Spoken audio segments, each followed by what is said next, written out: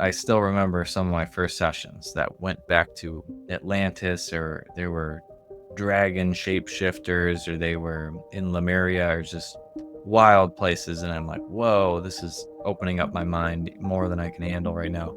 What I found is birthmarks, as far as some people goes, it's past life trauma, wound inflicted death scenes that get carried over into this life.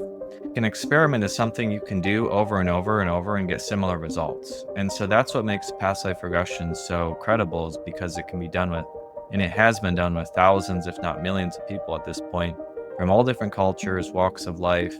You don't have to even believe in it for it to work. It's like gravity. If you don't believe in gravity, it still works. It's a universal law.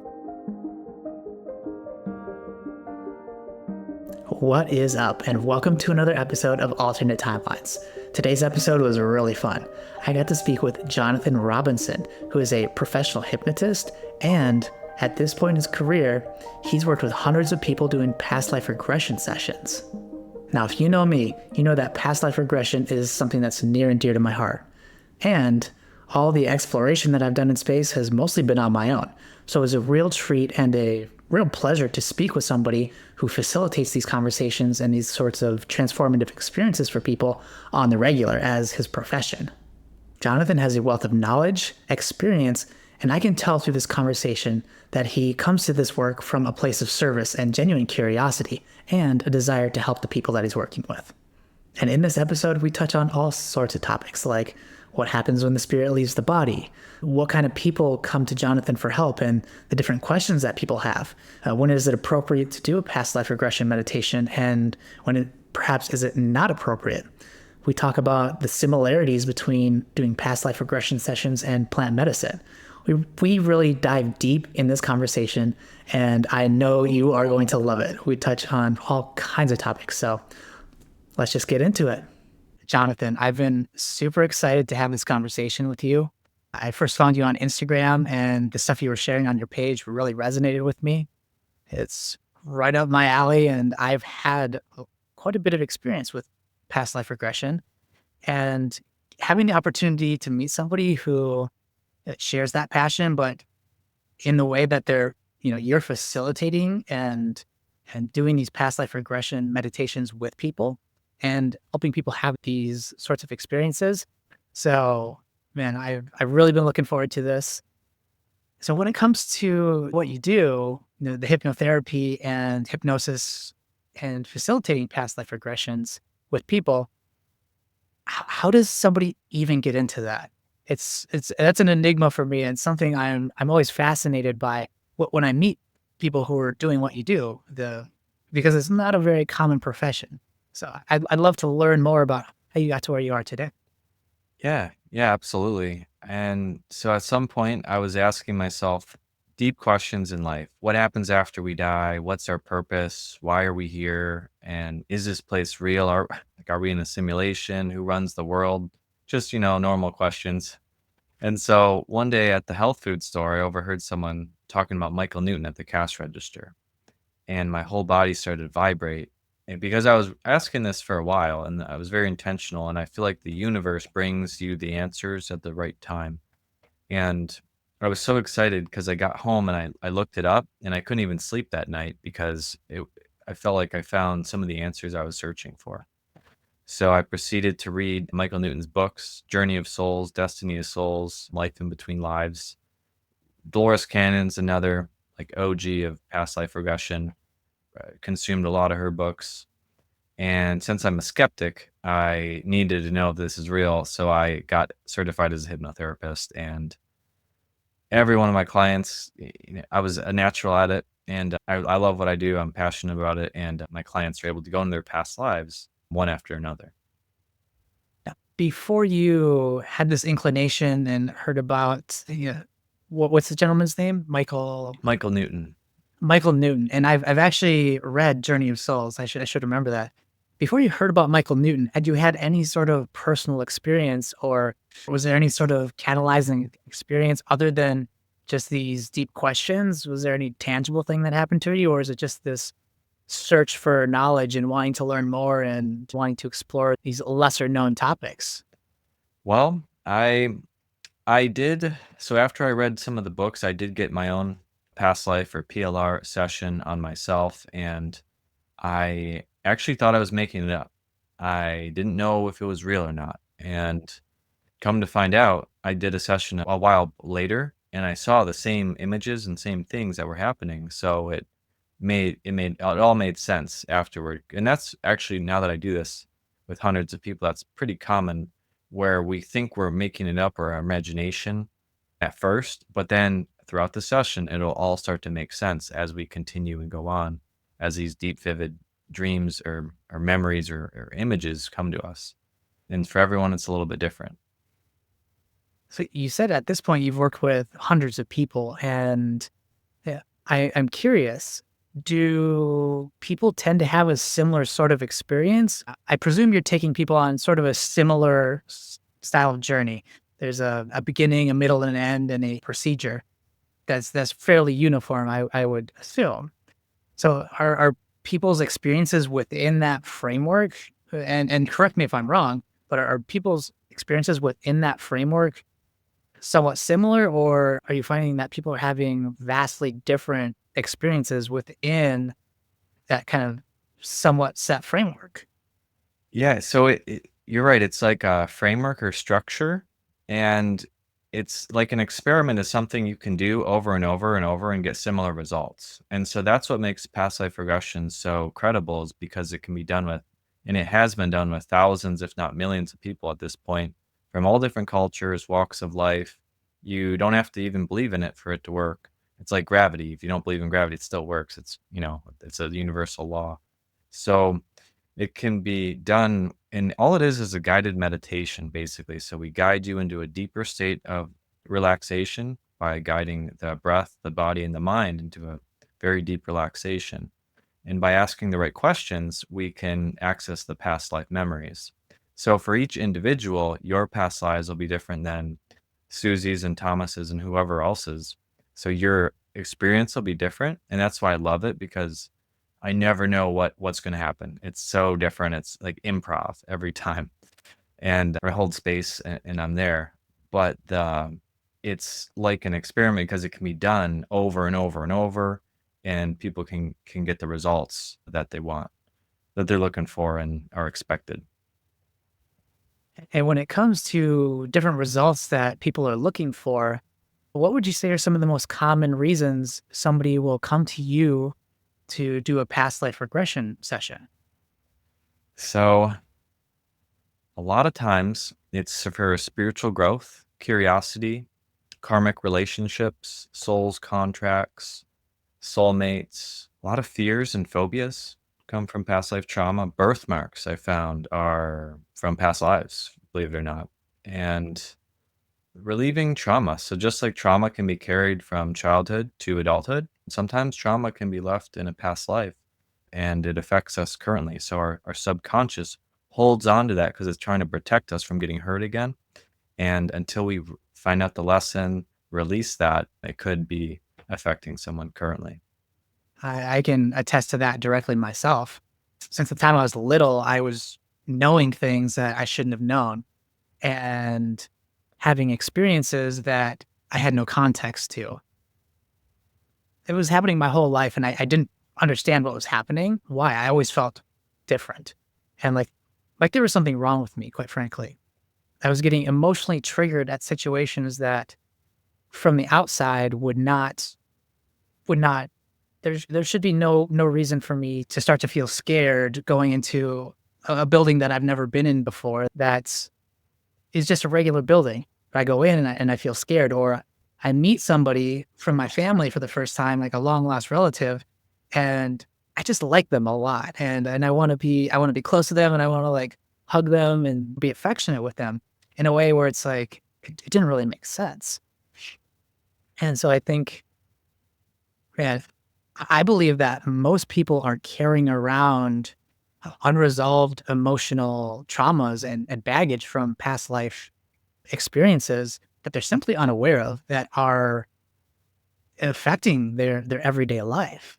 And it's just so normal for them that there's no way to recognize that those emotional triggers or those emotional charges in different situations, that there's something that you're hanging on to from a past life, because for most people, those memories are like on the other side of the veil. They've been forgotten.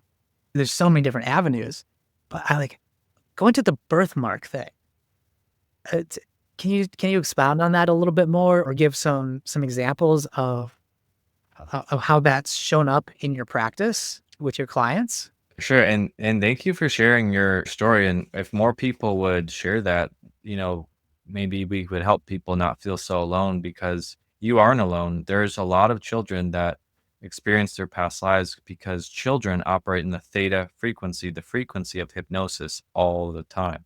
So from 0 to 8, they're always in theta. That's why children can remember past lives. They can learn different languages very quickly. They're basically being programmed for adolescence and adulthood. The brain develop it takes about 25 years for our brain to fully develop. So in those early years, it's really important to be kind to children, to be uplifting, joyful, positive instead of negative because they don't have a shield up to protect themselves. Jim Tucker out of the University of Virginia has 2 books, and he's interviewed thousands of parents and children on children's past lives. They're really credible stories and incredible stories. So, yeah, you're not alone. As far as birthmarks, I've had several people come to me with birthmarks, and if you have a birthmark, let me know and we'll investigate it. But yeah, birthmarks are, science has no real answer for why people have these birthmarks. There's epigenetics, which, ancestral trauma can be passed, to one another, but there really is no good answer. But what I've found is birthmarks are for as far as some people goes, it's past life trauma, wound inflicted death scenes that get carried over into this life. So I had someone with a birthmark on their leg. They were stabbed, they were impaled when they fell down a mountain, and they died from the impale after they pulled the stick out. No one was around to save them. They died. I had someone who had a birthmark on their shoulder. They were jumping across the river and trying to impress a girl, a native Indian, fell in the river and went over a waterfall, and their shoulder got broken. They weren't able to draw a bow. They weren't able to, they were one with their body. They weren't able to like hunt anymore. And that really took a toll on them. And so that birthmark carried over as well as a lot of aches and pains. And after the session, though he said the aches and pains went away, the birthmark was still there, but and so a lot of people, I like, it's almost like I'm a investigator, like a time traveling investigator of like what happened, but it's really fun and it's very healing and beneficial for the clients. So you're saying the individual who had the birthmark on their shoulder from that injury, being able to go back and reaccess it and witness the actual event that happened, that was able to alleviate some of the, some discomfort that they might have in their current life experience today? Yeah, yeah, it is. And it's tied to an emotional thing as well because it wasn't just like the injury, it was the fact that he wasn't able to use his body anymore. He lost the girl that he liked. There was a lot of like emotions there.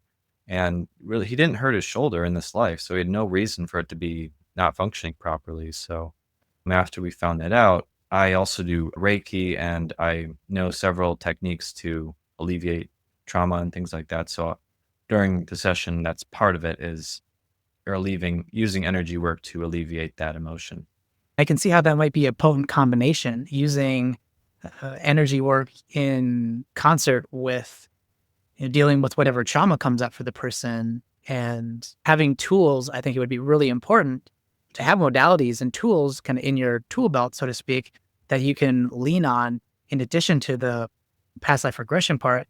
If something comes up, you kind of have to have some way to manage it, or at least help that person progress through whatever's come up.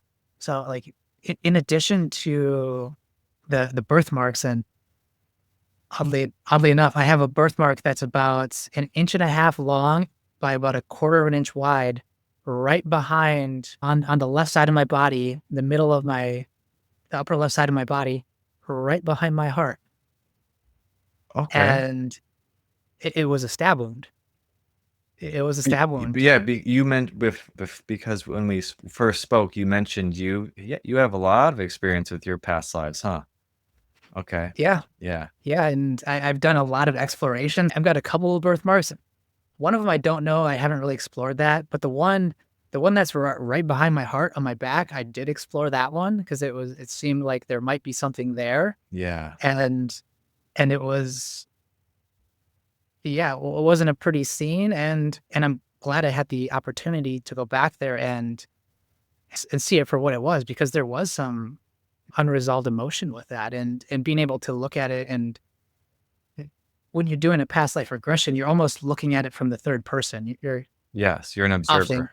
there's a state of dissociation to a certain degree. So you're not like you're not feeling what is exactly happening. You're observing yourself, as you said, in more of a third person point of view. So you can still gather the information without having to experience the pain or the trauma. And when it comes to pain and trauma, I'm sure, doing what you do, you've seen many people who have had some gnarly stuff come up. In regards to those additional tools that are in your tool belt, what else do you do to help people progress through and come to terms with some of the things that they learn in their past life regression meditations? Yes. So, that's a really good point. I was just thinking about this too. I mean, I really think that anyone can do this. It's not You don't have to be a special type of person. I think anyone can access your own past lives. In fact, I sometimes you don't people don't even need a guide. But just like having a guide walking you up a mountain for the first time, it's safer. They know the way to go. They know the territory, right? Sometimes it's better to have a guide because they can guide you in case something unexpected happens. And they can also help you alleviate those traumas, those energies, those karmic, you know, things that could be scary. It's, and I always tell people this, and some people are afraid because human nature, we fear the unknown. It's just human nature because that's just what we do. I can attest to the helpfulness of having a guide. When I first started exploring my past lives, I was doing it on my own. And for whatever reason, I just have a natural proclivity and ability to access that space with a little bit more ease. But it didn't necessarily produce positive results for me. I was doing it way too often. I was having these emotional things come up that I didn't have any context to, and I didn't have any support in helping to alleviate that. And ultimately, I got to a point of emotional instability because, for example, really the last time I did a past life regression meditation on my own was in my car on my lunch break at work. And the past life that came up in that experience was traumatic. And there was a heavy emotional charge to it. And I'm sitting in my car and I have to go back to work after an hour. And I'm like, what am I even doing? I don't want to go to work. I just had this heavy experience. And at that moment, I was like, I'm done with this. And for a whole long time, I never touched it again because I didn't know how to manage it myself. And I didn't know how to deal with some of that emotionally heavy stuff that can come up. So to your point, I 100% agree that having somebody there who's got experience who can lead you through not only the process, but whatever comes up and can give you pointers and be there to support you afterwards. Because in my experience, there are very few times where nothing comes up that has an emotional charge. There's almost always a need for some sort of integration afterwards and context and figuring out how do I make sense of what just happened and utilize that in my life. I know integration is something that you're big on and it is a big part of your working with people. And I'd just like you to speak a little bit on integration and what the process after the process looks like for people quite often. Yeah, and I believe that happened because you've been exploring your past lives for many, many times, I think you mentioned. And so what happens is your subconscious is guiding us. The higher self and subconscious are much more brilliant than us, and it knows what to show you and what not to show you. It knows what is going to be most beneficial for you. So if it's something that's challenging, it'll make sure to do it in a way that it won't leave you, feeling scared or something like that. And that gives people a lot of relief, but it will bring up things that you need to address to benefit you most. So if you do this several times, it might bring up a scene that's a little bit more challenging than maybe the first session. And usually I ask questions that help it go to scenes that will benefit you the most relevant, most exciting, inspirational, whatever it may be. If someone has a challenging scene come up, we do some releasing that I've been doing for many time, a long time now. So inner child work, whether it be energy releasing, the book. What's that book that all psychologists have to read? This book. It's called The Body Keeps Score. And so emotion gets trapped in the body until it gets released. And that's what we do. We help it get released so you can start fresh and it doesn't hold you back anymore. So to integrate it afterward, it's much like the plant medicine that you have a lot of experience with, I believe, some psychedelic medicine. So you integrate it, it changes the neural pathways in your brain. So you operate differently, hopefully, and almost always more happily, joyfully. You focus on what you love instead of what you dwelling on what you don't like. And you lead a life of more clarity as far as like your purpose. So usually it's the integration is very subtle, but it takes place. You just gravitate like a magnet toward things that you want to do more. Nice. And you mentioned one of the reasons that people come to you often is in regards to questions around relationship and different relationships in their life. I'd like to learn more about that. And can you share some experiences that you've had with your clients around realizations they may have had or about people in their life, or maybe they had an intuition about somebody, or what have you seen where people have gotten clarity from doing past life regressions, specifically around relationships? Well, yeah, relationships are a huge part of our life, especially like our soulmate and intimate relationships, as well as mother and father, daughters and sons, and can have souls that transfer over. I figured out. So the a lot of times what happens is we have our essence of who we are transfers over from body to body. So if you're funny, your character, the person that your personality will transfer from body to body. And you mentioned earlier, like, oh, I just met this person, but they feel like I feel so comfortable around them and I just feel like I know them and I can trust them right away. That might be someone that's in your spirit group. And our spirit group beyond the veil is a group of 10 to 20 like vibrating souls that vibrate at a similar frequency that choose to incarnate with each other on these different life journeys and adventures to teach each other lessons. And sometimes we incarnate and we're soulmates and we love each other and we're the best. And maybe the next life we'll switch places. So they'll be the female and they'll be the male, or vice versa, to learn different lessons. I had this one person, he kept incarnating with his friend that kept killing him in battle. They would just keep killing each other in different battles, and like getting back at each other. And now in this life, the other guy was the boss, and he was like he was the boss, and they kept getting in arguments until they resolved it and kind of cleared that, balance that negativity out, I guess you'd say. So we can oftentimes, I ask them, does this person resemble, look around you. Is there anyone that on the dinner table, or is anyone at this celebration that you really connect with? And they'll find someone.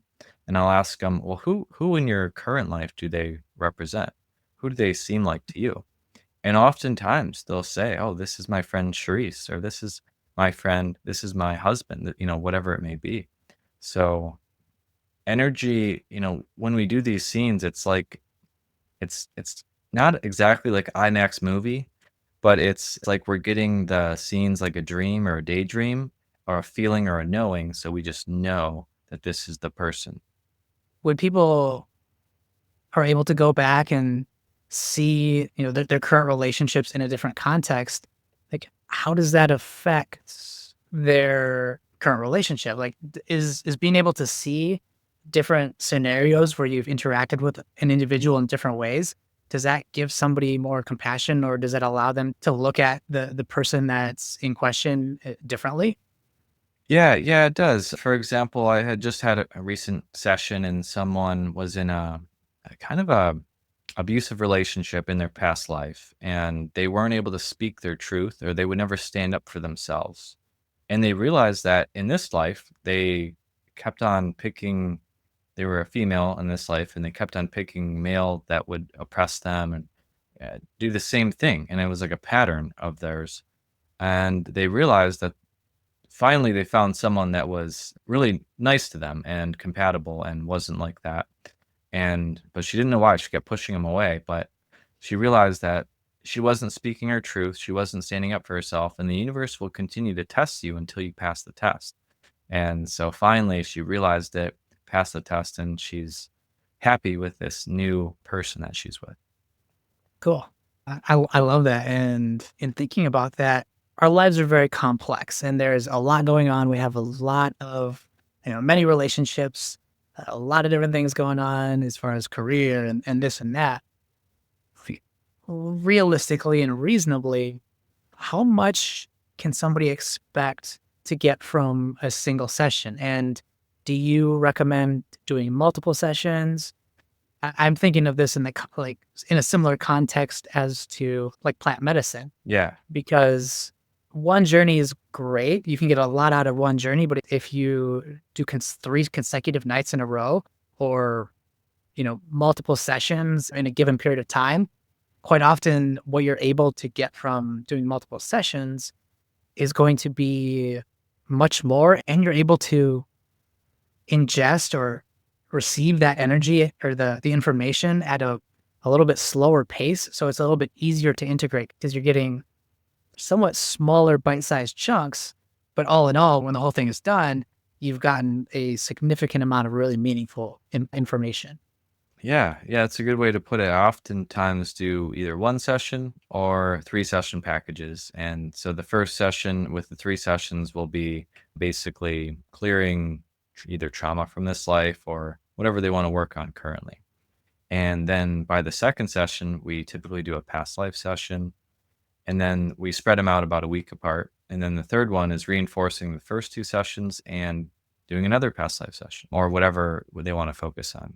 But it depends on the person where they're at. I find it really beneficial to do 3 sessions, especially if there's some heavy stuff that they want to work on.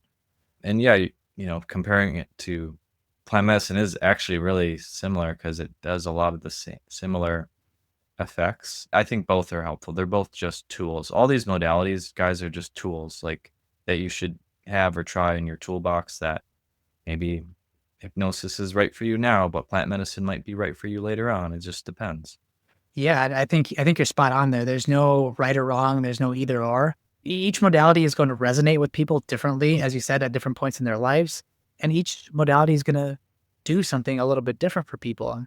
And I've been thinking about it, and with as much as I've gotten from doing past life regression meditations for myself, and with my extensive experience with different forms of plant medicine, quite often in plant medicine ceremonies and working with plant medicines, past life stuff comes up anyway.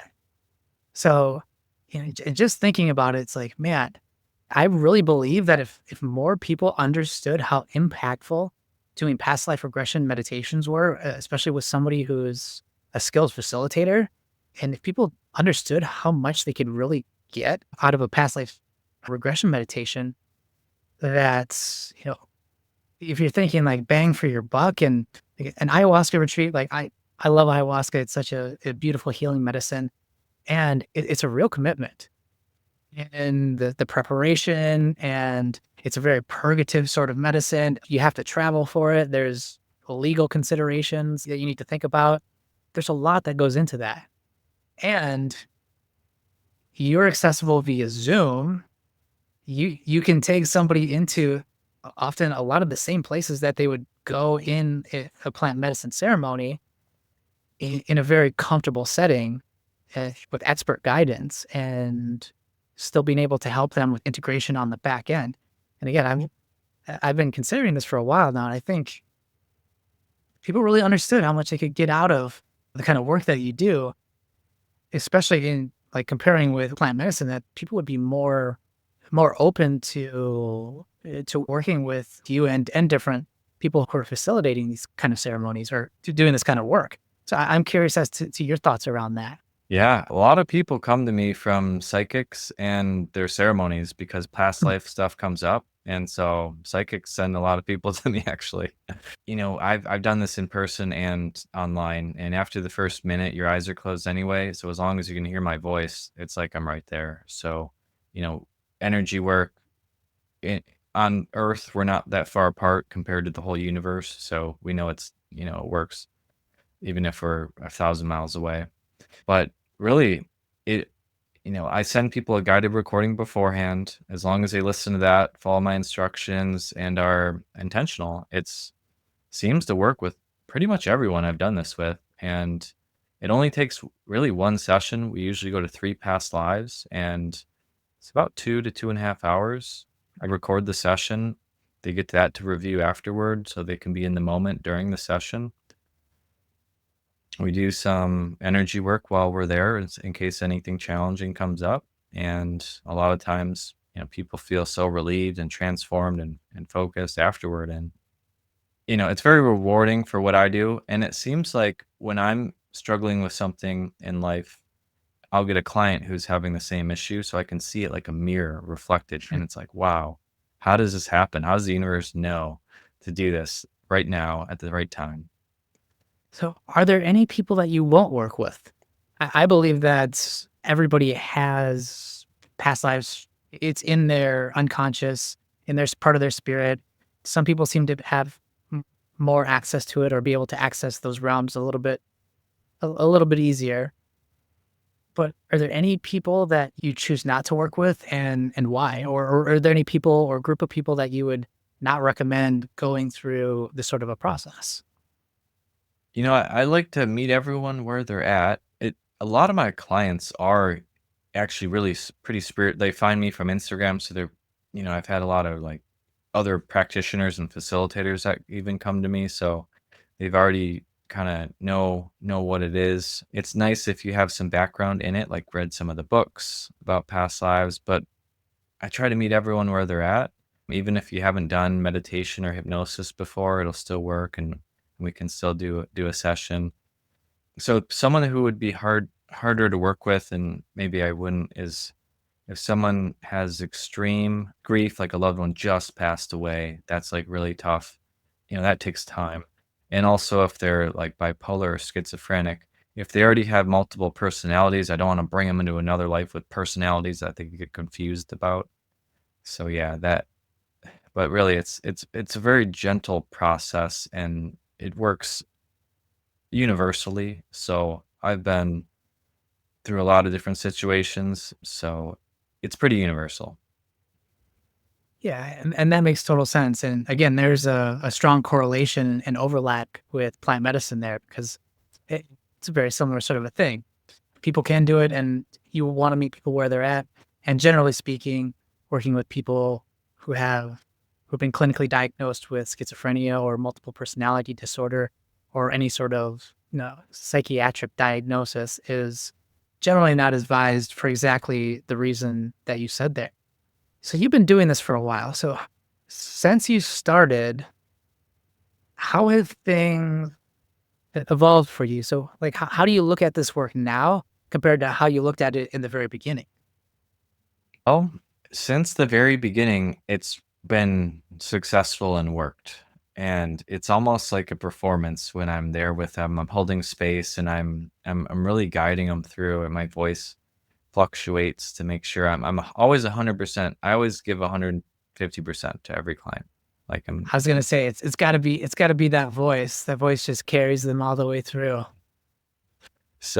and I've had some really amazing. I still remember some of my first sessions that were just went back to Atlantis, or they were dragon shapeshifters, or they were in Lemuria, or just wild places. And I'm like, whoa, this is opening up my mind more than I can handle right now.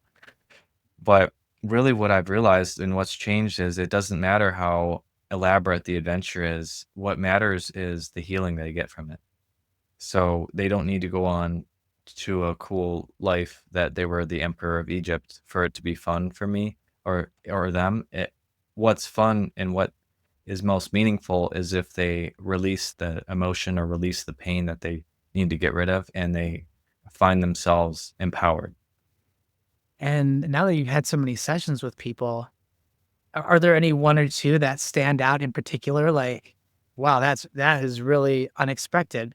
My guess is that at this point, you probably don't get surprised very easily because you've had so many experiences with it. But like, are there any key regressions that you've done with people that you're like, oh my gosh, like that is something else.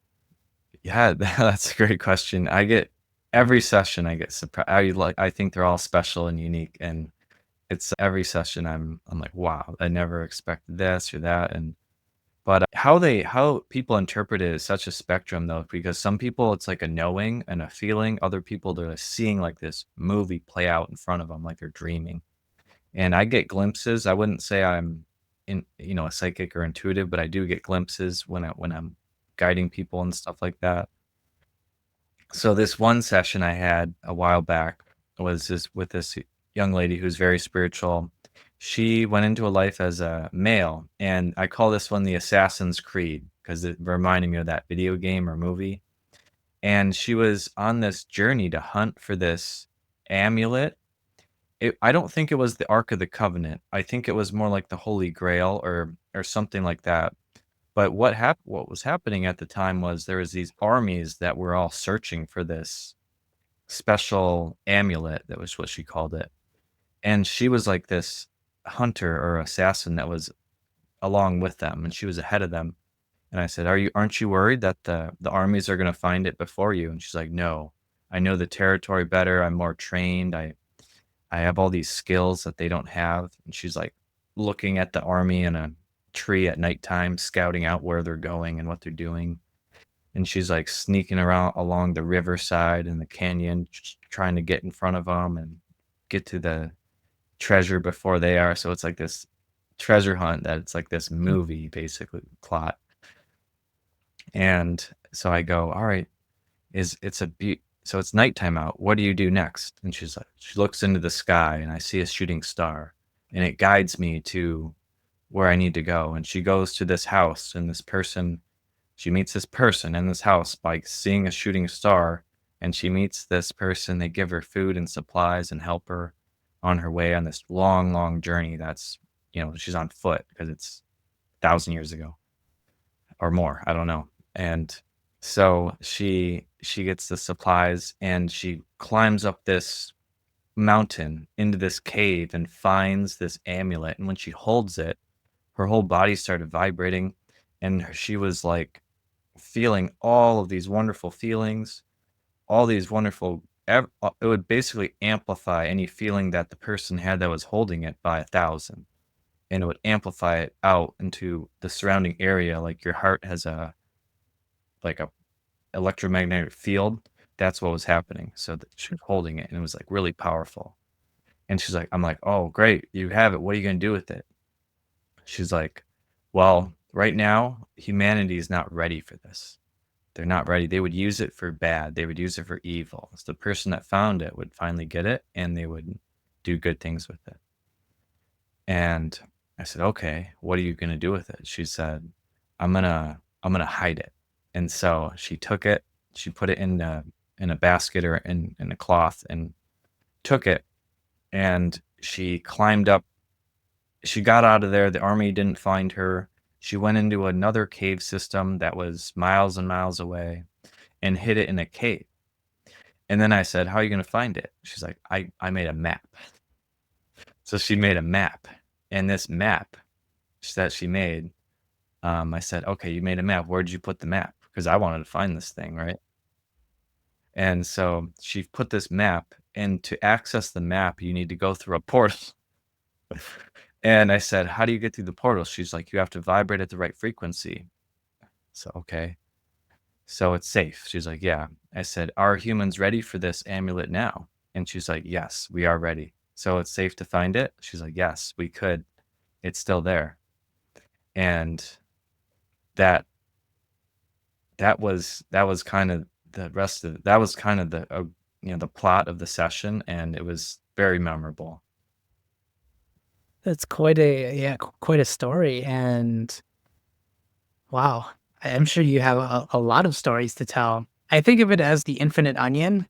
Like there are so many layers, and each one of them may not be Assassin's Creed, because I know I've certainly accessed past life memories where I was like a bread maker, and that's all I did, and it wasn't glamorous, but there was emotion there. I had family, and there was certainly, I believe, a reason that I had to go back to being that little old lady bread maker in Italy. It was just, yeah, like you said earlier, I trust that if something comes up, that there's a reason for me to see it, and that was one of the reasons why I stopped doing as many past life regression meditations as I had at one point. I was doing them a lot. I finally got to the point where it's like, why am I even doing this? I'm getting information, but it doesn't necessarily have a bearing on my life right now.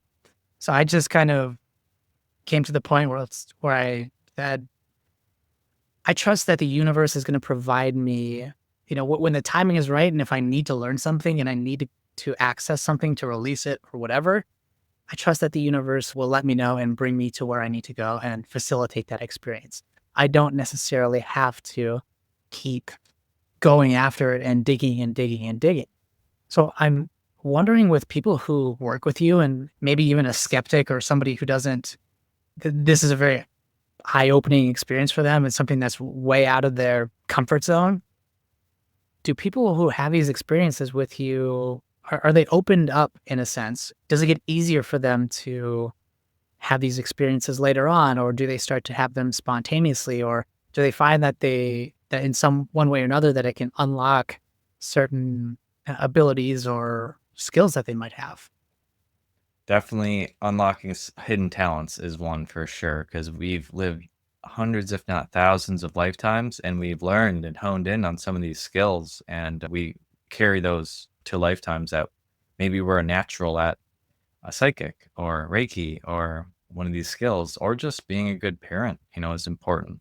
So there's a lot of lifetimes that people they're on a mission, and they're on these missions all the time, and they don't have time for family, and that's why they go to a lifetime where they were just had a family and they were a mundane farmer, and the family was the most important thing to them that lifetime. So we need balance.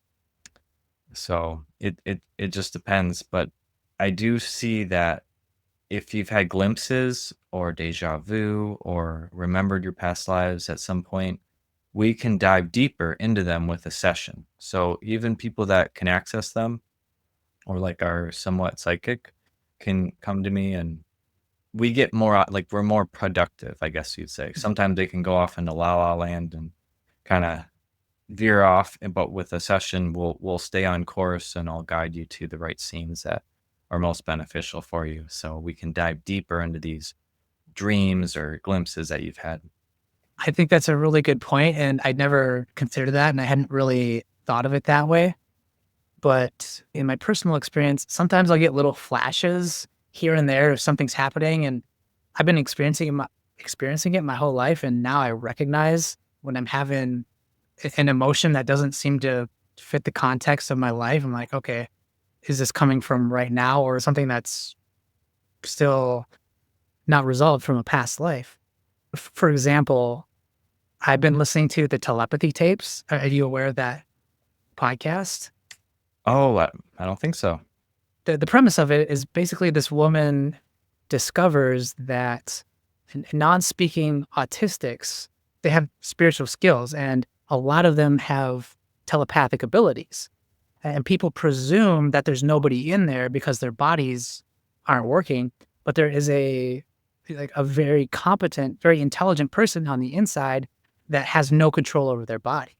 And people are starting to learn these different ways to communicate with them and basically unlock their ability for these really incredible, brilliant people to express themselves. Usually like well into their teen years. That makes a lot of sense, because in my work, and while Dolores Cannon talks about how souls, you think soul, a lot of us think that, oh, I want a beautiful body and I want to be rich. But actually souls line up for disabled bodies, Hmm. autistic, they line up for because you can clear more karma. And so they're realizing that these level 5 level, like really high level souls are incarnated into these bodies and you see them and they're always happy, right? The mentally challenged, they're so happy. I wish I was that happy sometimes, right? And they're high level souls. That's why they're clearing their a lot of karma that way. Yeah, and this podcast has been blowing my mind, and I highly recommend anybody who's interested. I can't think of a more impactful podcast or movie or piece of media that or book that I've consumed and interacted with in a long time. And throughout this podcast, she's relaying some of the experiences of these non-speakers and what it's like to not be understood or to be presumed that you're not competent. And I've been experiencing just recently, as I'm listening to it, this intense upwelling of emotion.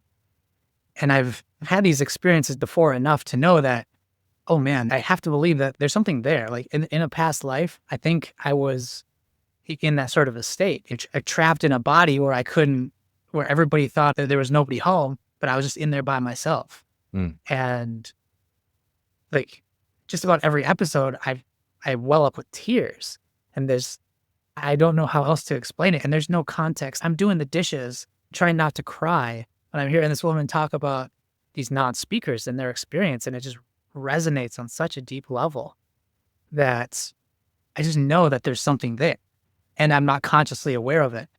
Coming full circle with what I was saying, like working with you and like your ability to be focused in your approach and ask the right questions to get results for people and to find some sort of resolution. Like I'm thinking I might need to have a session with you sometime soon because, well, yeah, I recognize that this probably has something to do with a past life. I haven't been able to necessarily bring myself through a process that allows me to get the understanding and learn something from it. To what you said, yeah, having somebody there to, even if you are somebody who can access past lives, that doesn't necessarily mean that you're getting everything you possibly could or learning the lessons that are there. And having some support and having a guy there to help you is probably going to be invaluable and help you to really get the most out of it, even if you can't access those spaces. Yeah, I dive into it. I use my intuition to guide us to meaningful moments and scenes. And yeah, 'cause since I've done this so many times, just by my experience, I know what would be most beneficial most of the time. And then beyond that, I use my improv or intuition to go other places, like the lady who followed the star to find the person. Who did, she met someone. Another note on that also is when we go into our past experiences, we might think like if we're a child, we might think like a child. If we're really negative, we might have some of that negative essence come over us during the session. So you might be tapping into that mentally challenged part of you. So the thoughts won't be as clear at some point, right? Is that maybe what's happening? I don't. As you're saying that, that's resonating. That's Okay. really resonating because I'm not getting any images or like I'm not getting any sort of clues that I would normally get. Any more information. It's just a really strong emotion Yeah. and almost as if I don't have language developed or that faculty of being able to. Maybe I was blind or something. I didn't have the ability to visualize things, and I was more focused on my feelings, and my emotions were more pronounced. That, as you say that, like that makes sense as to why it's got an unusually intense emotional bend to it and feel when those things come up. I hadn't considered that. Yeah, sometimes we tap into the feeling Mm. or that what we would feel like if we were that young child. We wouldn't be able to use all our words or describe things. We would be more emotional.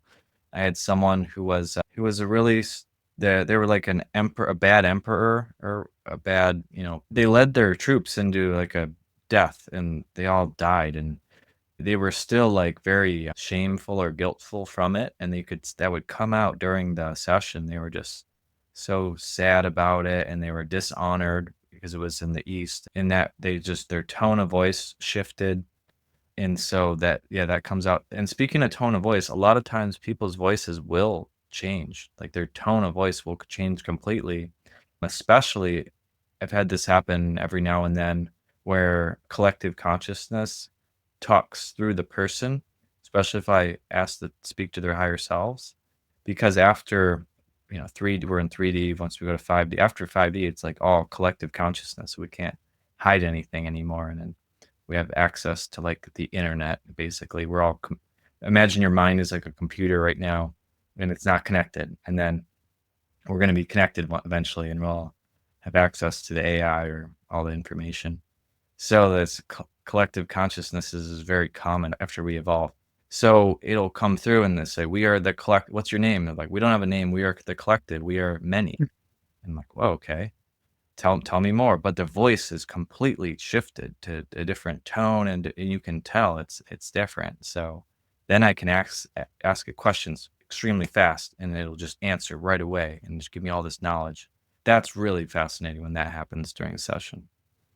That reminds me of the raw material and Law of One, what he would call a social memory complex. Exactly what you described, like a merging of all memories for a certain group of people that's all knowing and has access to a vast amount of information that one individual wouldn't necessarily have, but they're kind of tethered to, or that's what you would call like the higher octaves of the higher self.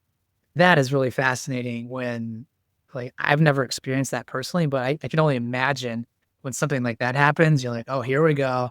Like, I've got some questions lined up. Let's see That's what's going on.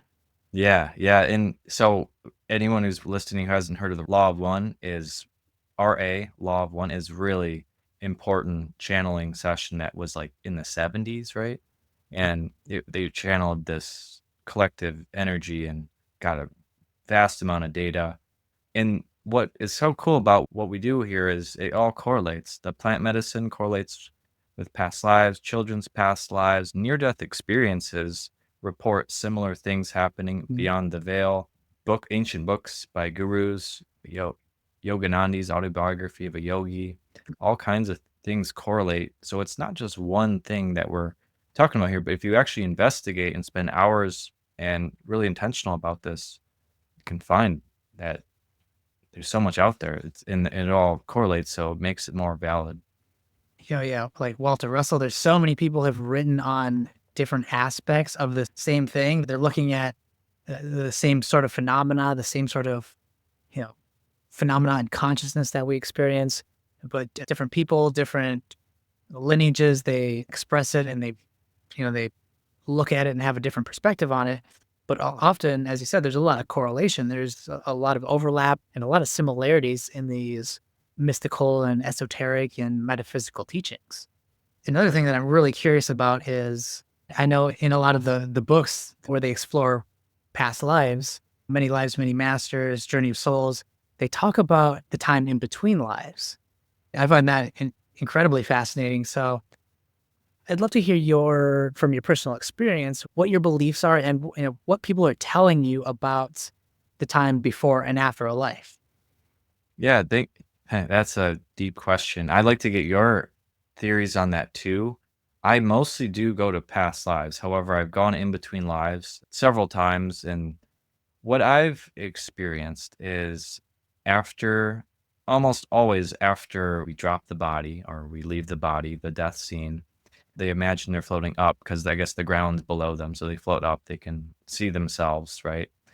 They're almost always met by their spirit guides and or close family member from that lifetime, aunt, uncle, father, grandpa, something like that. And sometimes it's like a shocking, like if you jump in cold water, you'll be like, whoa, what just happened? And that would be more like a murder or a death unexpectedly. That would be more like a ghost would have that emotion. And so that's what ghosts are. If they're emotional, they don't know what happened and they're so emotional, they don't want to leave yet because we have free will. We don't have to go up, but it's for our highest good too, because then I'll explain what happens next. But that's what, so ghosts can haunt the place. Ghosts are normally people that have incarnated that have died unexpectedly and like murder. And I think a lot of times they don't realize that they're dead. Yeah, they don't. Yeah, either it's so sudden or they just weren't expecting it at all. And they don't realize that they're not in their physical body anymore. Yep, yep, and they're saying it's not fair, or if they do, it's emotional and it's not fair, and they don't wanna leave right away. "How could this happen to me?" Things like that. So, with the Or clearing. they're looking for something, or something's unresolved that they have to do yet. So they're trying to complete whatever they're trying to do here. Yeah, Yeah. absolutely. Yeah, so with clearings, you can talk to them intentionally with Reiki, or with intentionally. So anyway, you're met and you're given a choice to go up. And so what happens after, from my experience, is we meet with our spirit guide and or a close relative from that life, someone we would recognize and know and make us feel good. Advanced souls just shoot right up. They shoot right up. And I'm describing this like a place, but there isn't like a actual physical place. It's more like a different dimension. And then we go to a place of healing from earth trauma. There's a lot of trauma we get here on earth, so we gotta alleviate ourselves and heal from our earth trauma, and that could take a while. After that, we meet with our spirit group, our group I mentioned earlier, like-minded souls, about 10 to 12 souls that meet up in the spirit realm and work on different things. We can go to the Akashic records and do more research and look up things and prepare, work on things that we might need to do for the next incarnations. Then we get ready to incarnate again. And so to get ready to incarnate again, we meet with our council. And I actually forgot one thing. We do meet with our council to do a life audit. So we kind of critique our life. We experience, if we were mean to someone, we experience us being mean to them in their shoes. So that's where karma comes into play, where we should be not treat each other like they're ourselves in a reverse situation. We should be nice to each other because we're going to experience how we treated that person eventually, and even animals. So that's karma.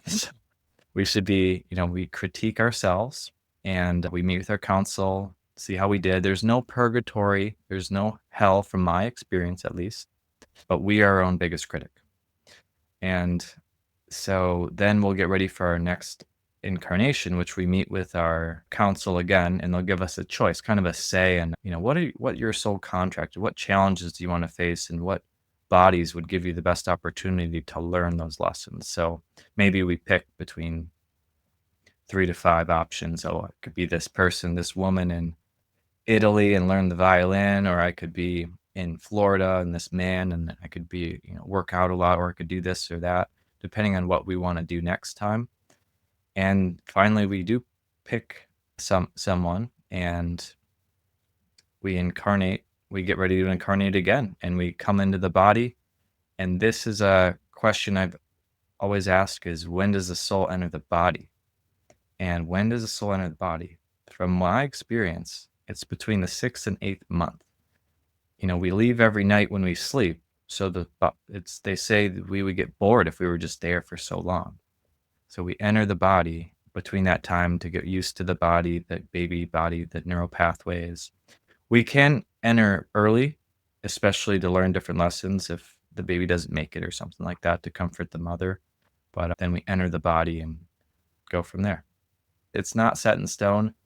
I have some experience. I know it could be something completely different, so I'm not saying this is exact, but from a lot of different clients, that's kind of what I gathered. I mean, from my personal experience, you hit all the milestones, all the things that happen, and you know, when you're in that space, when you're in in the next higher octave, when you're in the space between lives in that place and in that realm, like time doesn't exist there.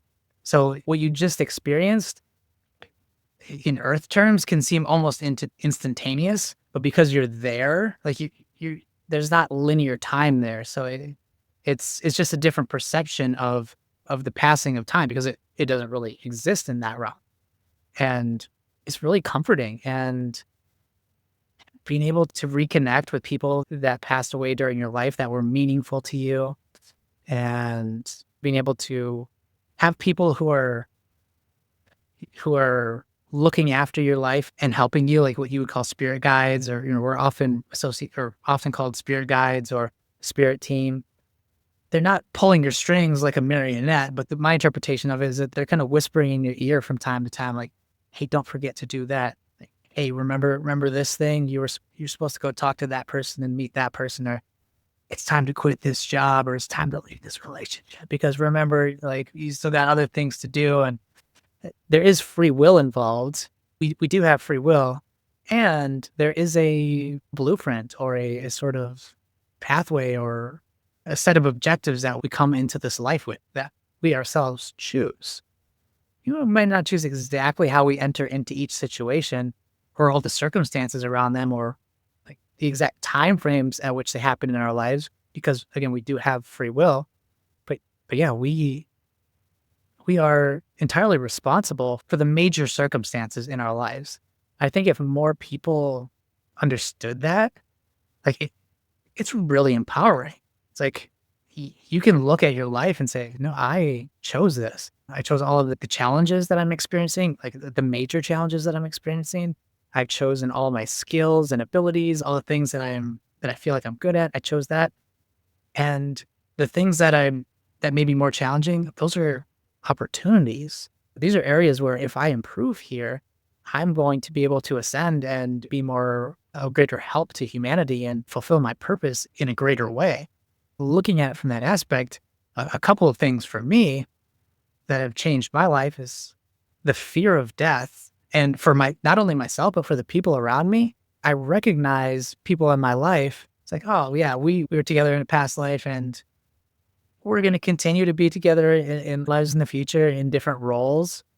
It keeps things interesting and exciting, and it's helped alleviate the existential fear of death because I know that this is just a step in a process. It's a part of the wheel of life. That being said, I can't deny that there is a physical, like instinctual drive to live. So where if I'm put in a very dangerous situation, fear does come up, but on another level, but I think that's to be expected. You can have that understanding of a broader perspective on life and the soul and still be in the human body that is a result of an evolutionary process that does still have instinctual drives and mechanisms inside of it that are built in to keep you safe. They're not mutually exclusive. You can be both. Yeah, And having the understanding of the afterlife isn't necessarily going to negate or erase the millennia of evolution that these bodies evolved to survive. And I think that's part of our challenge is to learn how to find try to balance. yeah find a balance, Yeah. learn how to navigate in what we understand in this limited body. Yeah. Yeah. Wow. Yeah, that was really deep. We can't always be meditating all day and we can't just be in the 3D all the time either, right? So, the Hawkins scale of enlightenment is really good. It's kind of like Maslow's hierarchy of needs. If you guys haven't seen it before, look up Hawkins scale of enlightenment. And it starts off with suffering down here in the very bottom and hatred and anger. And then up here is more like neutrality, but then there's pride and enlightenment and joy and happiness. And that's kind of how our consciousness is too. If we are trying to get away from a tiger or running for our lives, we can't be in the higher elevated states of consciousness. So we need that balance.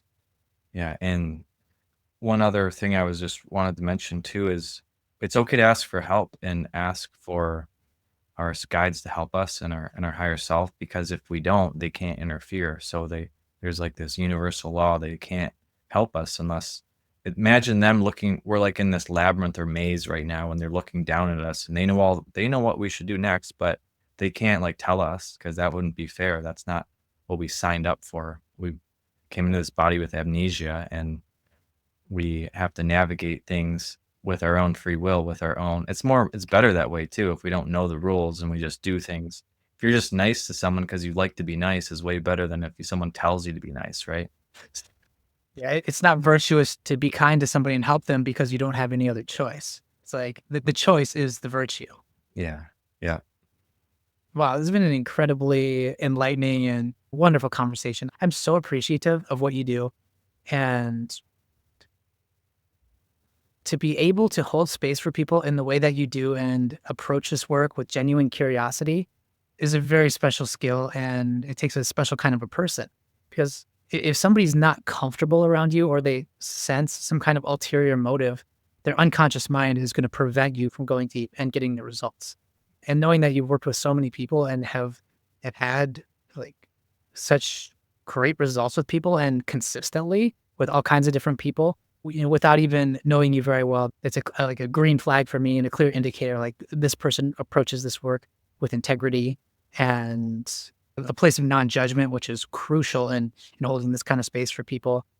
And the additional skills that you bring to the table, in addition to the hypnotherapy and hypnosis and being able to take people there, I think it's incredibly special. And I'm so thankful that there are people like you out there doing what you do, helping to assist other people in accessing these parts of themselves. That's all it is. It's gaining a greater understanding of oneself through this practice and this modality. So, Jonathan, thank you so much. For anybody who's watching, all of Jonathan's contact information is going to be down in the show notes, his website, how you can reach out to him to get more information about what he does, to book a session. I'm going to give you the microphone at the very end. What's the best way for people to connect with you? And are there any things that you'd like to share as we get ready to part ways here? Oh man, yeah, it's been really fun, and I appreciate what you do. And I think we're on the same mission. In mine is to help raise people's consciousness, help expand people's minds, and empower them. And through this work, I found is a very effective and efficient way to do it. I'm just lucky. I finally found. I've tried so many different things. I was in sales. I was in so many different things in life, and so guys out there, if you aren't happy with your job or something like that, just keep doing different things until you find what you love, because it's so meaningful, and it's not easy. It's hard, but anything worth having is worth working hard for. So don't give up. You got this. You've incarnated once. You can do it again and be the change you wish to see in the world. So I had a lot of fun. And if you haven't checked out his other episodes, they're really good. He's had a lot of great spiritual people on. So check them out too. Awesome. Jonathan, thank you so much. And I have a feeling this won't be the last time that we do one of these. So I'm looking forward to the next time we get an opportunity to talk. And everybody out there who's listening, thank you. Take care and be well.